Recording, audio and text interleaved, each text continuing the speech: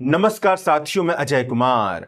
राहुल गांधी के वोट चोरी के खुलासे पर बहुत सारे लोग यह तर्क पेश कर रहे हैं कि राहुल गांधी के वोट चोरी के खुलासे ने यह साबित कर दिया है कि देश भर में एसआईआर की प्रक्रिया चलनी चाहिए और इसी के माध्यम से वोटर लिस्ट में मौजूद धांधली खत्म हो सकती है, वोटर लिस्ट में मौजूद फर्जीवाड़ा खत्म हो सकता है। इसलिए बिहार में जो एसआईआर की प्रक्रिया चल रही है उसका विरोध नहीं होना चाहिए, वह बिल्कुल सही प्रक्रिया है।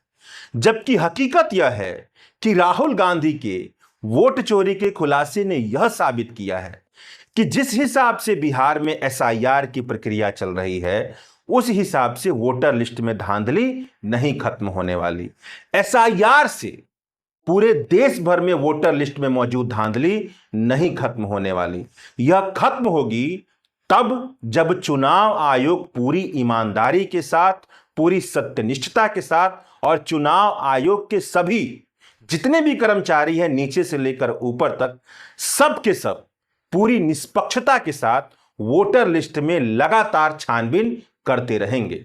अब आप पूछेंगे कि आखिरकार एसआईआर से वोटर लिस्ट की धांधली खत्म होने की संभावना क्यों नहीं है, और बिहार में जो एसआईआर चल रहा है उस पर विरोध की जो आवाज है वह राहुल गांधी के खुलासे से और ज्यादा मजबूत क्यों होती है। तो चलिए इस वीडियो में इसी विषय पर बात करते हैं।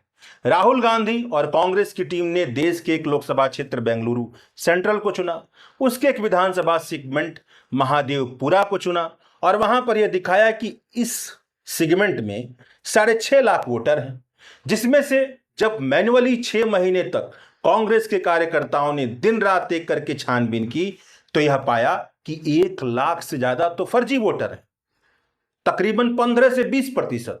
और इन फर्जी वोटरों की वजह से यह भरपूर संभावना बनती है कि बेंगलुरु सेंट्रल लोकसभा चुनाव जो भाजपा के हक में गया है केवल 32,000 के मार्जिन से, तो इसीलिए गया है क्योंकि वहां पर 1 लाख से ज्यादा फर्जी मतदाता हैं।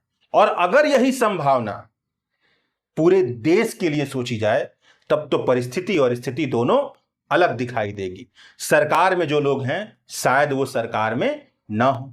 राहुल गांधी ने यह खुलासा किया और इसके बाद तमाम लोग यह कहने लगे कि राहुल गांधी की बात ने यह साबित कर दिया है कि वोटर लिस्ट में फर्जीवाड़ा है और इसके लिए एसआईआर देश भर में होना चाहिए। तो बिहार में जो एसआईआर हो रहा है उसका विरोध तो विपक्षी पार्टियों को करना ही नहीं चाहिए। लेकिन यहां पर ध्यान देने वाली बात है, राहुल गांधी ने यह बताया कि 5 तरीके से वोटर लिस्ट में धांधली की जा रही है कि फेक एंड इनवैलिड एड्रेस हैं, डुप्लीकेट वोटर हैं, एक ही एड्रेस है जहां पर कई लोग रजिस्टर्ड हुए हैं, जो फोटो है वह इतनी छोटी है कि पता ही नहीं चल रहा है कौन है मतदाता सूची में जो वोटर के तौर पर शामिल है, और फॉर्म 6 का मिसयूज हो रहा है।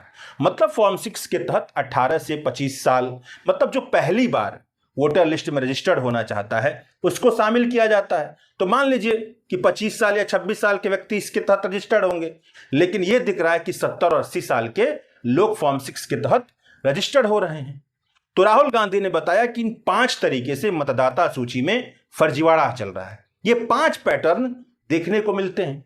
अब आप बताइए, एसआईआर के माध्यम से क्या इन 5 तरीके से चलने वाले फर्जीवाड़े के तरीके को खत्म किया जाता हुआ दिख रहा है बिहार में? बिहार में क्या हो रहा है? नियम यह कहता है कि बूथ लेवल ऑफिसर घर घर जाएगा, इंडिविजुअली सबसे मिलेगा और जो 18 साल से ज्यादा उम्र के हैं उनको फॉर्म देगा और उनसे डॉक्यूमेंट लेगा और उसके बाद से अपलोड करेगा। लेकिन हुआ क्या, हर जगह से यह खबर आई कि बूथ लेवल ऑफिसर इंडिविजुअली जाकर उसने किसी से मुलाकात नहीं की, बहुत कम लोगों से ही मिल पाया, समय बहुत कम था। यह भी खबर आई कि अपने हाथ से दस्तखत करके फॉर्म भरा जा रहा है, फोटो अपलोड नहीं है, दस्तावेज नहीं है, फॉर्म अपने आप ही भर दिया जा रहा है। पता नहीं है, जो मतदाता है उसको पता नहीं है कि क्या हुआ उसके साथ, उसके फॉर्म के साथ, उस तक फॉर्म ही नहीं पहुंचा। ऐसी कई खबरें आई। जब ऐसी कई खबरें आई और यह दिखा कि बहुत बड़े लेवल पर गड़बड़ियां चल रही हैं, तब आप ये बताइए, अगर एक ही एड्रेस पर 80 लोग रजिस्टर्ड हैं तो यह फर्जीवाड़ा इस प्रोसेस से कैसे खत्म हो पाएगा जो बिहार में हुआ है? अगर इनवैलिड एड्रेस है तो वह फर्जीवाड़ा कैसे खत्म होगा? फॉर्म 6 के मिसयूज से जब फर्जीवाड़ा हो रहा है तो वह कैसे खत्म होगा? वह खत्म नहीं होने वाला है। और बिहार की एसआईआर की प्रक्रिया जिस तरीके से हुई है और उसके बाद जो पहली बार ड्राफ्ट लिस्ट बन करके आया है उसमें यह फर्जीवाड़ा दिख भी रहा है। क्योंकि जब राहुल गांधी ने यह फर्जीवाड़ा दिखा दिया कि एक वोटर लिस्ट में, एक विधानसभा की वोटर लिस्ट में 1 लाख से ज्यादा फर्जी वोटर हैं, उसके बाद से लेकर के अब तक लगातार बिहार की एसआईआर की प्रक्रिया के बाद जो वोटर लिस्ट जारी हुई है, ड्राफ्ट लिस्ट, उसमें फर्जीवाड़ा की खबरें लगातार छप रही हैं। दिख रहा है कि 00 एड्रेस पर कई सारे लोग रजिस्टर्ड हैं, एक ही एड्रेस है मकान संख्या, वहां पर कई सारे लोग रजिस्टर्ड हैं, वार्ड नंबर है मकान संख्या की जगह पर कई सारे लोग रजिस्टर्ड हैं। जब इस तरह की स्थिति होगी तब तो फर्जी वोटर होंगे ही वहां पर, उनका तो सफाया हुआ नहीं। यानी कि एसआईआर की प्रक्रिया जो बिहार में हो रही है वह प्रक्रिया इस तरह से हो रही है कि फर्जीवाड़ा वोटर लिस्ट से खत्म नहीं होने वाला। और देश भर में जो वोटर लिस्ट में फर्जीवाड़ा है वह इस एसआईआर से खत्म नहीं होने वाला। राहुल गांधी ने जो खुलासा किया है उसने यह मजबूत संभावना पैदा कर दी है कि जिस तरह से एसआईआर हो रहा है उसे रद्द किया जाना चाहिए। तो अब सवाल यह बनता है कि आखिरकार यह जो वोटर लिस्ट में फर्जीवाड़ा है वह खत्म कैसे होगा? वह खत्म होने की सबसे प्रथम शर्त तो यही है कि चुनाव आयोग के हर एक अधिकारी जो नीचे से लेकर ऊपर तक वह ईमानदारी से काम करें, निष्पक्षता के साथ काम करें और फर्जीवाड़ा पॉलिटिकल पार्टियों के साथ मिलीभगत करके तो करने से बचें। अब यह कैसे होगा? सवाल यह है, क्या एसआईआर से फर्जीवाड़ा ठीक होगा? मान लीजिए कि एसआईआर अच्छे तरीके से लागू कर दिया गया, सब कुछ अच्छे से हो गया, उसके बाद जब वोटर लिस्ट बन करके आएगी तो क्या उसके अगले 1-2 साल के बाद उसमें फर्जी वोटर नहीं आएंगे? आएंगे। तब वो कैसे दूर होंगे? तो उनको दूर करने के लिए कुछ ना कुछ व्यवस्था तो करनी पड़ेगी। इसका मतलब यह निकलता है कि अगर वोटर लिस्ट में फर्जीवाड़ा है तो उसको दूर तभी किया जा सकता है जब वक्त वक्त पर छानबीन किया जाए। चुनाव आयोग का रूल बुक, उसकी नियमावली यह कहती है कि जब वोटर लिस्ट का रिवीजन किया जा रहा है तब अगर यह पता चलता है कि जो उससे पहले चुनाव हुआ था उस चुनाव में जो वोटर लिस्ट में मतदाता दर्ज थे उसके मुकाबले रिवीजन में 4% अधिक मतदाता हो गए हैं तो क्रॉस वेरिफिकेशन किया जाए। मतलब हर एक वोटर की छानबीन की जाए, उनके सत्यापन के दस्तावेज को देखा जाए और उसके बाद आगे बढ़ा जाए। लेकिन ऐसा तो आज तक कभी हुआ ही नहीं। और जब ऐसा आज तक नहीं हुआ, इसीलिए जब पहली बार राहुल गांधी ने मैन्युअली, उनकी टीम ने जब छानबीन करके खुलासा किया तो एक ही विधानसभा से 1 लाख से ज्यादा फर्जी वोटर निकल के आए। तो इस तरह के नियम को अपनाने की जरूरत है, मगर चुनाव आयोग तो इसको अपनाती नहीं है। कहने का मतलब यह है कि समय समय पर वोटर लिस्ट की छानबीन करनी होगी, तभी जाकर के उससे फर्जी मतदाता बाहर होंगे। अब आप देख लीजिए एसआईआर की प्रक्रिया में, एसआईआर की प्रक्रिया में क्या हुआ? 65 लाख लोगों को हटा दिया गया है ड्राफ्ट लिस्ट से। सुप्रीम कोर्ट में यह याचिका डाली गई कि चुनाव आयोग यह नहीं बता रहा है कि 65 लाख लोगों को किन आधार पर हटाया गया और वह किस मतदान केंद्र के हैं, उनका एपिक नंबर क्या है। और सुप्रीम कोर्ट ने कहा कि चुनाव आयोग इसका जवाब दे। चुनाव आयोग ने हल्फनामा दायर किया और हल्फनामा दायर कर यह बताया कि वह इसका जवाब नहीं दे सकती है, क्योंकि नियम यह कहता है कि जवाब जो देना है वह उस मतदान केंद्र पर देना है जिस मतदान केंद्र से लोगों का नाम हटाया गया है, और वहीं पर कारण भी देना है, वह उसने दे दिया है।